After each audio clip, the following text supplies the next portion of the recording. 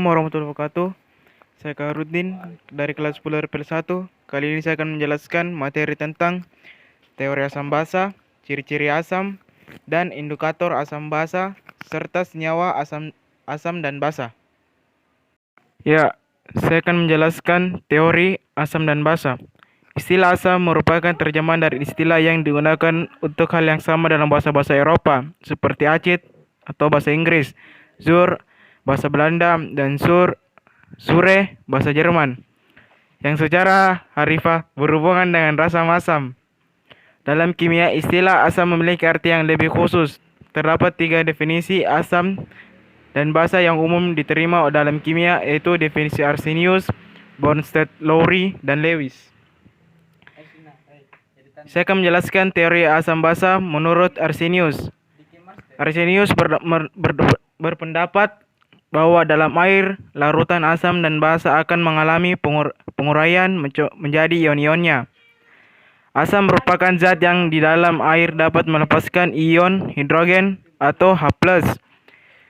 Sedangkan basa merupakan zat yang di dalam air dapat melepaskan ion hidroksida atau OH. Berikut contohnya. Kemudian saya akan menjelaskan teori asam basa Bronsted-Lowry. Teori asam basa lebih luas, tidak hanya terbatas pada senyawa asam basa dalam pelarut air. Dikemukakan oleh Johannes Bronsted dan Thomas M. Lowry yang bekerja secara terpisah pada tahun 1923.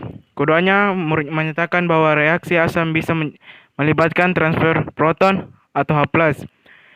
Menurut Bronsted-Lowry, asam adalah senyawa yang dapat memberikan proton atau H+ kepada basa donor proton. Basa adalah senyawa yang dapat menerima proton H+ dari asam atau akseptor proton. Saya akan menjelaskan teori asam basa Lewis. Berdasarkan definisi Lewis, asam yang berperan sebagai spesies penerima pasangan elektron tidak hanya H+. Asam adalah akseptor atau penerima pasangan elektron bebas atau PEB. Basa adalah donor memberi pasangan elektron bebas atau PEB. Sebagai contoh, reaksi antara BF3 dan NH3 merupakan reaksi asam basa, di mana BF3 sebagai asam Lewis dan NH3 sebagai basa Lewis. NH3 memberikan pasangan elektron kepada BF3 sehingga membentuk ikatan kovalen koordinasi antar keduanya. Oke, di sini saya akan menjelaskan ciri-ciri asam basa. Ciri-ciri asam 1. Rasa masam ketika dilarutkan dalam air. 2. Sentuhan. Asam terasa menyengat bila disentuh dan dapat merusak kulit, terutama bila asamnya pekat. 3. Kereaktifan. Asam bereaksi hebat dengan kebanyakan logam, yaitu korosif terhadap logam. 4. Hantaran listrik. Asam walaupun tidak selalu ionik merupakan cairan elektrolit. 5. Mengubah kertas lakmus biru menjadi merah. 6. Memiliki nilai pH lebih kecil dari 7. Jika dilarutkan dalam air menghasilkan ion atau hidrogen atau H+. Ciri basa. Ciri basa. Rasa pahit ketika dilarutkan dalam air. 2. Sentuhan terasa licin seperti sabun dan kaustik atau dapat menyebabkan kulit menjadi kusam dan rusak. 3. Dapat menyebabkan pelapukan. 4. Hantaran listrik merupakan cairan elektrolit atau dapat menghantarkan arus listrik. 5. Mengubah kertas lakmus merah menjadi biru. 6. Memiliki nilai pH lebih besar dari 7. 7. Jika dilarutkan dalam air menghasilkan ion hidroksi atau DH+.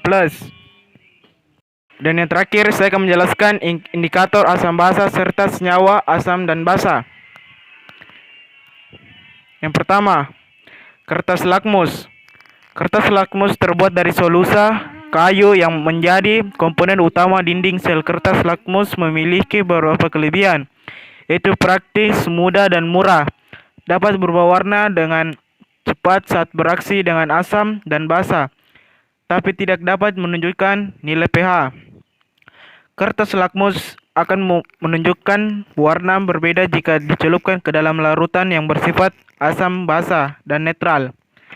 Ada dua macam kertas lakmus, yaitu merah dan biru. Lakmus merah berubah jika biru ketika dicelupkan ke dalam larutan basah.